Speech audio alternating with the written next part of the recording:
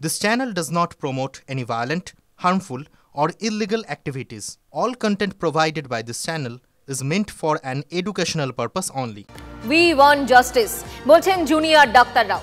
স্বাস্থ্য দপ্তরকে জুনিয়র ডাক্তারদের 1 ঘন্টার আলটিমেটাম।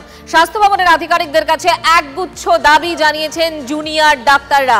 সন্দীপ ঘোষ সহ ঘটনা ধামাচাপা দেওয়ার চেষ্টা করা আধিকারিকদের বরখাস্ত করার দাবি করছেন তারা। সৌরভ দত্ত এই মুহূর্তে আমার সহকর্মী, আমার সঙ্গে সরাসরি রয়েছেন। সৌরভ, 1 ঘন্টার আলটিমেটাম, স্বাস্থ্য দপ্তরের উপর তো চাপ বাড়ছে।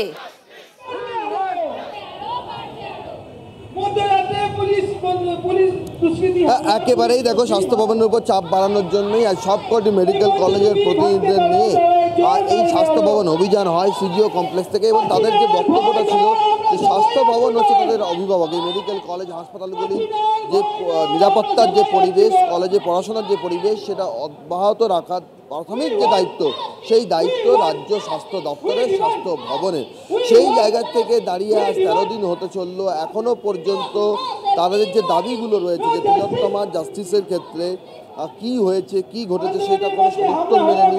এই সদুত্তর মেলার ক্ষেত্রে উল্টে বিতর্কে জড়িয়েছে। এই যে কনস্ট্রাকশন প্লেস অফ ক্রাইম, সেটা কে ঘটালো, কে সেখানে ভাঙার অর্ডার দিল, সেটা স্পষ্ট হয়নি। অধ্যক্ষ কেন বহাল রইল, সন্দীপ ঘোষকে কেন পুরস্কৃত করা হলো ন্যাশনাল মেডিকেল কলেজের পদ দিয়ে, তার কোনো সদুত্তর মেলেনি। আর তৃতীয় যে সর্বোপরি বিষয়, যে একটা আরজিকর মেডিকেল কলেজে ঘটনার পর এসএসকেএম হামলার ঘটনা ঘটেছে। আরজিকরে এত বড় ঘটনা ঘটে গেছে স্বাধীনতার দিবসের দিন মধ্যরাতে, 14ই আগস্টের রাতে। সেদিনও যে হামলার ঘটনা ঘটেছে, ভাঙচুরের ঘটনা ঘটেছে, সেটা কিভাবে ঘটলো, ফলে সব মিলিয়ে স্বাস্থ্য ভবন দায় এড়াতে পারে না। এবং এই পরিস্থিতিতে আরজিকর মেডিকেল কলেজের যিনি নতুন অধ্যক্ষ হলেন সুহিতা পাল, তিনি এখন স্বাস্থ্য ভবনে রয়েছেন। এই মুহূর্তে, যে মুহূর্তে তারা ডেপুটেশন দিয়েছিলেন, সেই মুহূর্তে তিনি স্বাস্থ্য ভবনে রয়েছেন। তিনি আরজিকর, যেটা তার নতুন কর্মস্থল, সেখানে আসছেন না। তিনি বলছেন তিনি নিরাপত্তার অভাব বোধ করছেন। অধ্যক্ষা নিজে যদি এই কথা বলেন, তাহলে ছাত্রছাত্রীরা নিরাপত্তার বিষয়ে কী করে নিশ্চয়তা পাবে, এই প্রশ্ন তুলছেন চিকিৎসকেরা। তাই সব মিলিয়ে যেহেতু স্বাস্থ্য ভবনের তরফে একটা যে তৎপরতা, আন্দোলনের যে স্তীমিত করার প্রশ্নে, দাবি দেওয়া মানার প্রশ্নে, তিলোত্তমাকে জাস্টিস দেওয়ার প্রশ্নে স্বাস্থ্য ভবনের যে এগিয়ে আসার বিষয়টি, সেক্ষেত্রে শিথিলতা রয়েছে বলে মনে করছেন আন্দোলন। বুঝতে পারছি সৌরভ, বুঝতে পারছি। একগুচ্ছ দাবি, সময় মাত্র 1 ঘন্টা, স্বাস্থ্য ভবনের উপর চাপ বাড়ছে, আন্দোলন করছেন উই ওয়ান্ট জাস্টিস বলছেন জুনিয়র ডাক্তাররা। নজর থাকবে আমাদের, আরো খবর নিয়ে ফিরছি, সঙ্গে থাকুন। দেখছেন টিভি9 বাংলায় রয়েছে আমি শুভজিৎ মিত্র। ঘড়ির কাঁটা বলছে 4:30। এই মুহূর্তে নজর রাখতে হচ্ছে সরাসরি আরজিকরের দিকে। আরজিকরে ফের পৌঁছে গেছে সিবিআই টিম। তিলোত্তমা ধর্ষণ খুনের তদন্তে আরজিকরের সিবিআই আধিকারিকরা পৌঁছে গেছেন। ছবি দেখাবো, স্পট থেকে রয়েছেন আমাদের সহকর্মী সৌরভ।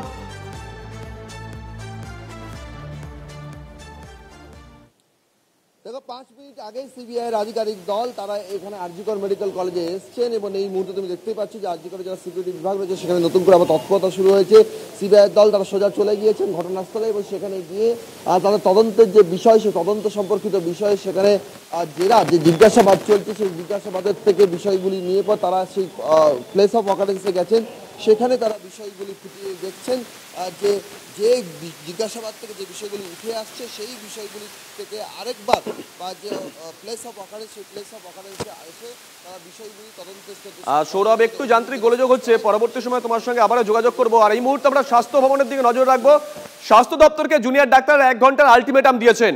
স্বাস্থ্য ভবনের আধিকারিকদের কাছে একগুচ্ছ দাবি জুনিয়র ডাক্তারদের।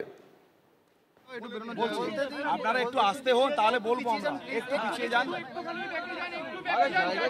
অনেক লোক আছে।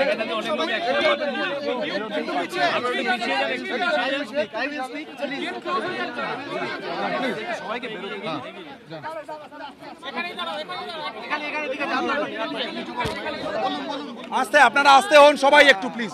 এরকম করলে কিভাবে হবে? আরে দাদা, এরকম ঠেলাঠেলি করবেন না প্লিজ। প্লিজ আমাকে জায়গাটা দিন। You start speaking, please. You start speaking. শুরু করে দাও। কি ভেতরে বলছে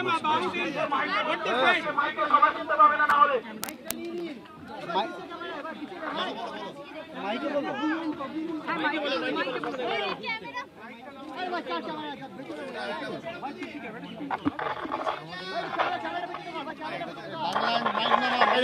জুনিয়র ডাক্তারদের মিছিল আজকে স্বাস্থ্য ভবনে গিয়ে পৌঁছে প্রথমে তারা সিজিও কমপ্লেক্সে গেছিলেন, সেখান থেকে মিছিল করে তারা আসেন স্বাস্থ্য ভবনে।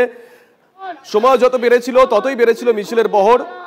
স্বাস্থ্য ভবনের সামনে গিয়ে পুলিশের সঙ্গে কোনো রকম বাগবিতণ্ডা ধস্তাধস্তিতে যাননি চিকিৎসকরা। তারা স্বাস্থ্য ভবনের সামনে গিয়ে শান্তিপূর্ণ প্রতিবাদে সামিল হন।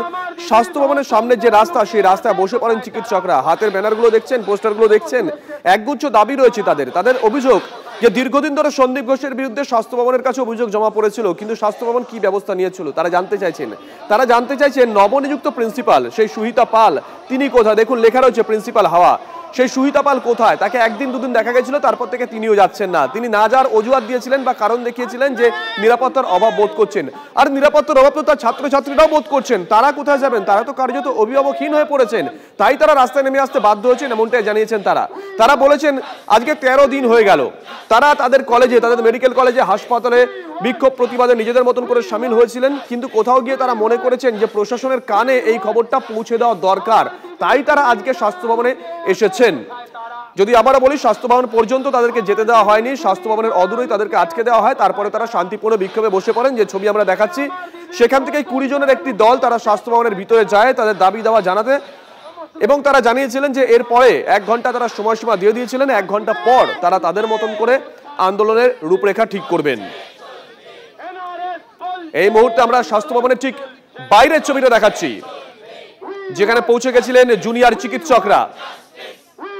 জুনিয়র চিকিৎসকদের মিছিল যত এগোচ্ছে ততই আমরা দেখেছিলাম যে রাস্তার ধারে থাকা পথ চলতি মানুষ কিংবা দোকানদার প্রত্যেকে কুর্নিশ জানিয়েছেন চিকিৎসকদের। তারা এক বাক্যে বলছেন যে একটি সরকারি জায়গায়, সরকারি হাসপাতালে, সেখানে একজন চিকিৎসক যদি নিরাপত্তাহীনতায় ভোগেন, এর থেকে খারাপ তো কিছু হতে পারে না। সুপ্রিয়া আমাদের সঙ্গে রয়েছেন। সুপ্রিয়া, তোমার সঙ্গে সকাল থেকে কথা হচ্ছে দফায় দফায়, ঘড়ির কাঁটা বলছে 4:34। এই মুহূর্তের কি খবর রয়েছে?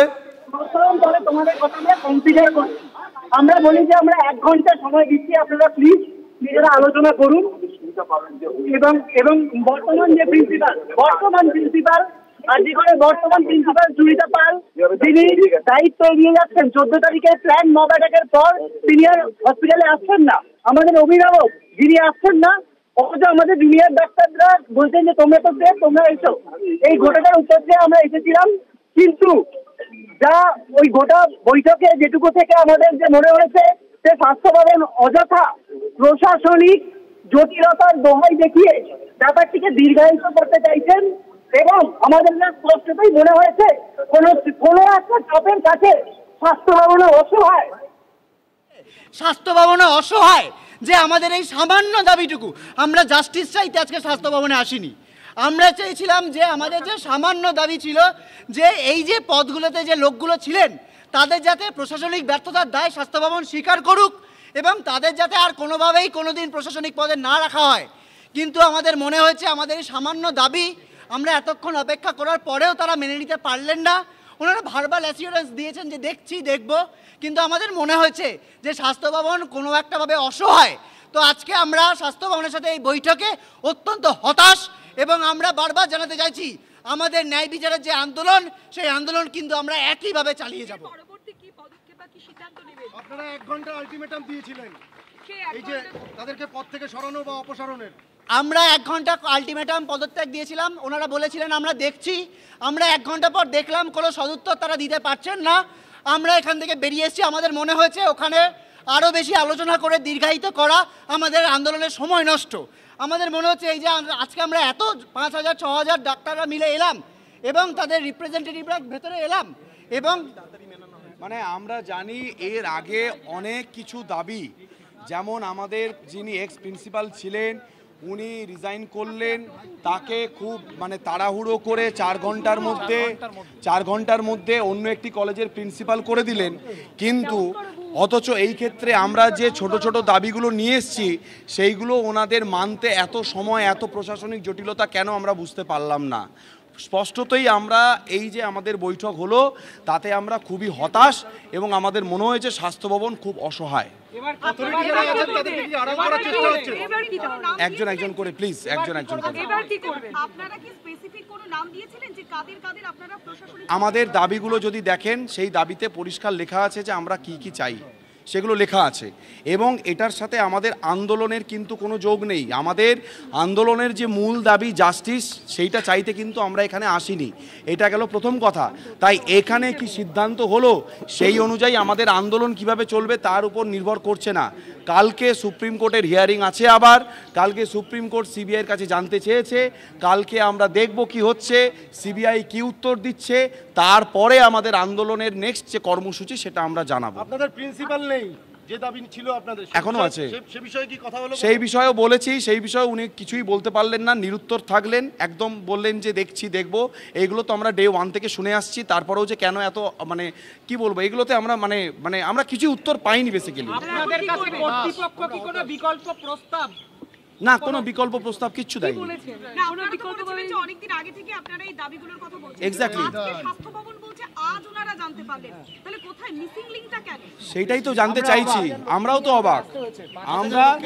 আমরা এতদিন ধরে এত কিছু রিকোয়েস্ট করার পর আজকে 5000-এর ওপর মানুষ নয়, বেশিরভাগই ডাক্তার আছেন, কিছু সাধারণ মানুষও আছেন, তারা যে এই 3 কিলোমিটার 3.5 কিলোমিটার হেঁটে হেঁটে এখানে এলাম, তাহলে আমাদের কি হলো? আমরা তো খুব ছোট্ট কিছু দাবি নিয়ে এসেছিলাম, মহামান্য মানে এমন কিছু তো দাবি নিয়ে আসেনি যে আমাদেরকে এইটা করে দিতে হবে, ওইটা করে দিতে হবে। এই দাবিগুলো আমাদের প্রথম থেকেই খুব ক্লিয়ার। যেখানে 4 ঘন্টার মধ্যে একটা অর্ডার পাস হয়ে যেতে পারে, যেখানে খুব ইমিডিয়েটলি বিভিন্ন প্রফেসরকে ট্রান্সফার করিয়ে আবার সেই ট্রান্সফারের অর্ডার উইথড্র করে নেওয়া যেতে পারে, তাহলে এই ছোট্ট ছোট্ট কিছু দাবি মানতে এত সময় কেন আমরা বুঝতে পারলাম না। স্পষ্টতই আমরা খুবই হতাশ এবং আমরা মনে করি আমাদের এই আন্দোলনে যারা আছেন আপনারা সবাই, আমার মনে হয় যে স্বাস্থ্য ভবন খুব অসহায়। আচ্ছা, একটাই প্রশ্ন, আপনারা প্রিন্সিপালকে ট্রান্সফার করার সঙ্গে সঙ্গে মেডিকেল কলেজে পোস্টিং, সুপ্রিতা পাল নতুন প্রিন্সিপাল, তিনি কোনো কথা বলছেন না। আপনারা বলছেন যে কোনো চাপের কাছে নথি স্বীকার করছে স্বাস্থ্য ভবন, কোন চাপ? সেটা আপনারা স্বাস্থ্য ভবনকেই জিজ্ঞেস করুন, সেটা আপনারা স্বাস্থ্য ভবনকেই প্রশ্ন করুন। আর সম্ভব নয় এখন হিন্দিতে আর বলা, একটু আমাদের একটু রিকোয়েস্ট করুন। আমরা 5 কিলোমিটার হেঁটে হেঁটে গিয়ে করছি।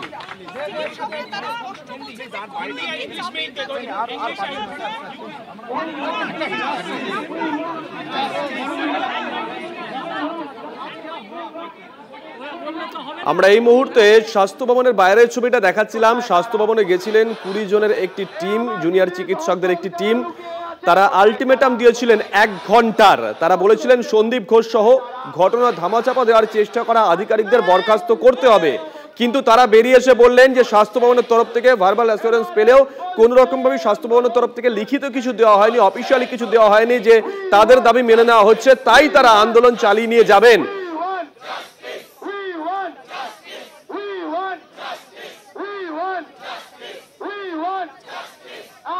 সৌরভ দত্ত আমাদের সঙ্গে রয়েছেন, আমাদের সহকর্মী সৌরভ। চিকিৎসকেরা তারা তাদের দাবিতে অনড়।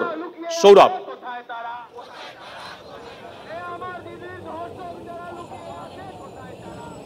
চিকিৎসকেরা তাদের দাবিতে অনড় এবং চিকিৎসকেরা হতাশ।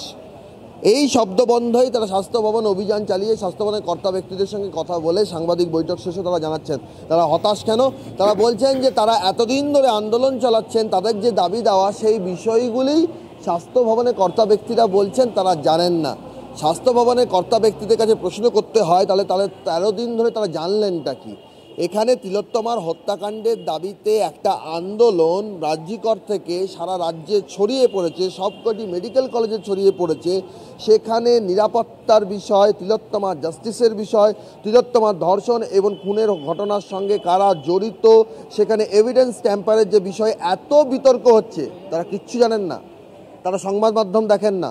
তারা কি এতদিন ধরে চোখ কান সব বন্ধ করে রেখেছেন? তারা কিছু জানেন না এই সদুত্তরটা যেটা দাবি করা হচ্ছে সাংবাদিক বৈঠকে জুনিয়র চিকিৎসকদের তরফে, এটা যদি সত্যি হয় তাহলে তাদের হতাশ হওয়ার যথেষ্ট কারণ রয়েছে। কারণ 13 দিন ধরে গোটা বিশ্ব যে ঘটনা সম্পর্কে অবহিত। একদমই সৌরভ, একদমই। স্বাস্থ্য ভবন কি জানেন না সুহিতা পাল তিনি যে দিনের পর দিন কলেজে যাচ্ছেন না? স্বাস্থ্য ভবন কি জানেন না যে সুহিতা পাল দেখিয়েছেন যে নিরাপত্তার অভাব বোধ করছেন, তাই তিনি যাচ্ছেন না? স্বাস্থ্য ভবন কি জানে না তাদের যারা পড়ুয়া আছে সন্তান সন্ততির মতন, তারা দিনের পর দিন বলছেন আমরা আমাদের নিরাপত্তা চাই? জানে না স্বাস্থ্য ভবন? সৌরভ, হাস্যকর যুক্তি স্বাস্থ্য ভবন যদি দিয়ে থাকে। সৌরভ,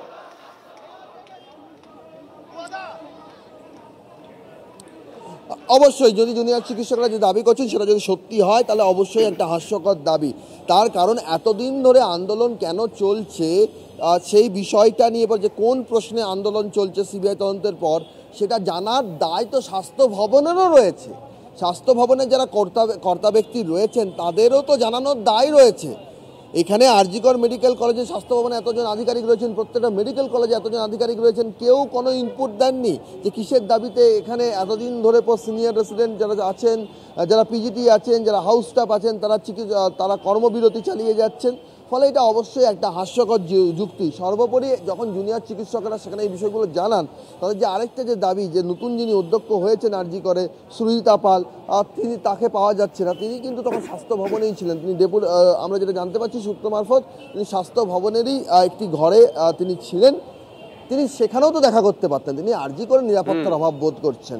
ডক্টর সুরজিতা পাল আরজিকরের প্রিন্সিপাল, কিন্তু স্বাস্থ্য ভবনেও কি নিরাপত্তার অভাব বোধ করছেন? 20-30 জনের প্রতিনিধি দল, তিনি সেখানে থাকবেন না? তিনি সেখানে থেকে তার দৃষ্টিভঙ্গিটা স্বাস্থ্য ভবনের কর্তা ব্যক্তির সামনে প্রকাশ করবেন না? তাহলে স্বাস্থ্য ভবন যদি এই বিষয়টা নিয়ে পড়ে, এই যে নিরাপত্তার যে বিষয়গুলো নিয়ে, এই মেডিকেল কলেজগুলো কার আওতাভুক্ত? স্বাস্থ্য ভবনের আওতাভুক্ত। স্বাস্থ্য ভবন সক্রিয় না হলে তারা কি করে হাত গুটিয়ে বসে থাকতে পারেন বা তারা বলতে পারেন জানেন না। শুভজিৎ।